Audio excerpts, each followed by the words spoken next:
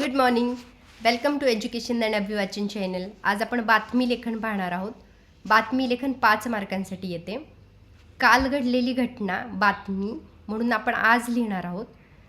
तर बातमी लेखन नेहमी भूतकाळात लिहायचे.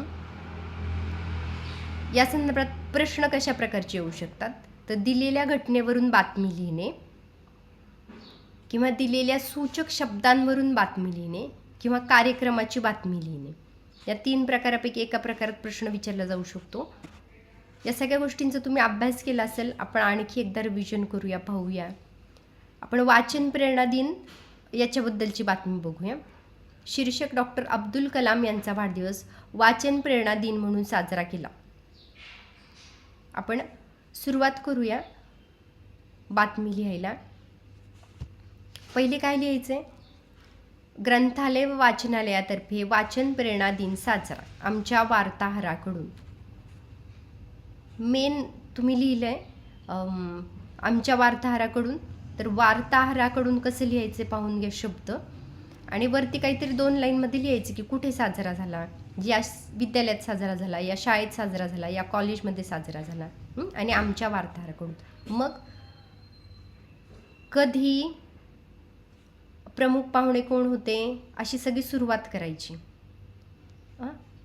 बघूया. रामनगर दिनांक 15 ऑक्टोबर रोजी मराठी ग्रंथ संग्रहालय व वाचनालयातर्फे रामनगर येथे माजी राष्ट्रपती डॉक्टर अब्दुल कलाम यांचा जन्मदिवस वाचन प्रेरणा दिन म्हणून साजरा करण्यात आला. या दिनाचे औचित्य साधून ग्रंथालयाने अनेक कार्यक्रम व स्पर्धांचे आयोजन केले होते. कार्यक्रमाची सुरुवात प्रसिद्ध लेखक श्री जयंत लेले यांच्या हस्ते सरस्वती पूजन व अब्दुल कलाम यांच्या फोटोंना पुष्पहार घालून करण्यात आली. त्यावेळी नेक्स्ट पॅराग्राफ लिहायचा आहे. अजून तिथं काय कार्यक्रम घेण्यात आले? त्यावेळी माझे आवडते पुस्तक या विषयावर आपले मनोगत व्यक्त करणे व त्यातून उत्कृष्ट मनोगत मांडणारे अशी स्पर्धा घेण्यात आली. यात निलेश पोळ व रेणुका कुलकर्णी यास उत्तम व उत्कृष्ट वाचक म्हणून प्रथम पारितोषिक देण्यात आले. हा झाला दुसरा पॅराग्राफ. काय काय स्पर्धा घेण्यात आल्या किंवा तिथं कार्यक्रम म्हणून काय केलं, काय साजरं केलं. तिसरा पॅराग्राफ. वाचनाचे महत्त्व कळावे व वाचन संस्कृतीचा विकास व्हावा म्हणून ग्रंथालय प्रयत्न करणार असल्याचे ग्रंथालयाच्या अध्यक्षांनी सांगितले. प्रमुख पाहुण्यांनी या कार्यक्रमाच्या आयोजकांचे व सहभागी विजेत्या स्पर्धकांचे कौतुक केले. 500 पुस्तके ग्रंथालयास देऊ असे घोषित केले. आभार प्रदर्शनानंतर कार्यक्रमाची सांगता झाली. हे झालं असं बातमी लेखन. सुरुवात कशी झाली आपल्याला लिहायची. मध्ये कार्यक्रम म्हणजे काय झाला तो लिहायचा आहे आणि सगळ्यात शेवटी सांगता काय झाली. आभार प्रदर्शन झालं किंवा अल्पोपहार झाला किंवा गीत गायन झालं किंवा समूह गीत गायन झालं असं लिहायचं. आता मराठी भाषेचा प्रथम भाषा मराठीचा पेपर झाला. त्यामध्ये बातमी लेखन म्हणून पर्यावरण दिन आलं होतं.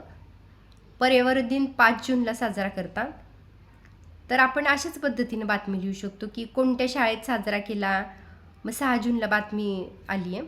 5 जूनचा कार्यक्रम साजरा केला गेला, उत्साहात साजरा केला. मग काय, वृक्ष आणले होते, वेगवेगळ्या प्रकारचे वृक्ष ठेवले होते, प्रदर्शन व विक्री होती, पर्यावरण दिन, आणि मग सगळ्यात शेवटी सांगता समारोप झाला. अशाच संदर्भात आणखी काय येऊ शकतंय. मराठी भाषा दिन येऊ शकतोय. मराठी भाषा दिन 27 फेब्रुवारीला आहे. तो कवी कुसुमाग्रजांचा वाढदिवस आहे.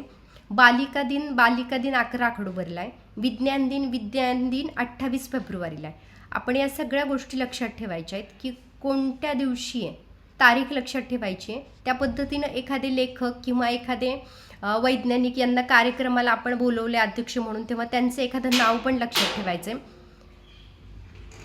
समजा आपल्याला मराठी भाषा दिन आलं तर आपण मराठी भाषा दिनामध्ये कवी कुसुमाग्रजांचा वाढदिवस आहे असं सांगायचं आहे. तिथं स्पर्धा आयोजित करण्यात आल्या होत्या. तर कोणत्या स्पर्धा आयोजित करण्यात आलेल्या होत्या? कथाकथन स्पर्धा, नाटक स्पर्धा, कविता स्पर्धा आयोजित करण्यात आल्या होत्या असं लिहायचे. मराठी नृत्य गायन स्पर्धा आयोजित करण्यात. आणि यावर्षी आपल्या भाषेला अभिजात भाषेचा दर्जा दिला गेला हे सुद्धा तिथं उल्लेख करायचे. आणि समारोप मराठी समूह गीताने झाला अशा पद्धतीनं करायचे. तर मराठी भाषा दिन हे सुद्धा येऊ शकते. Thank you for watching video. Subscribe करणे माझ्या चॅनलला.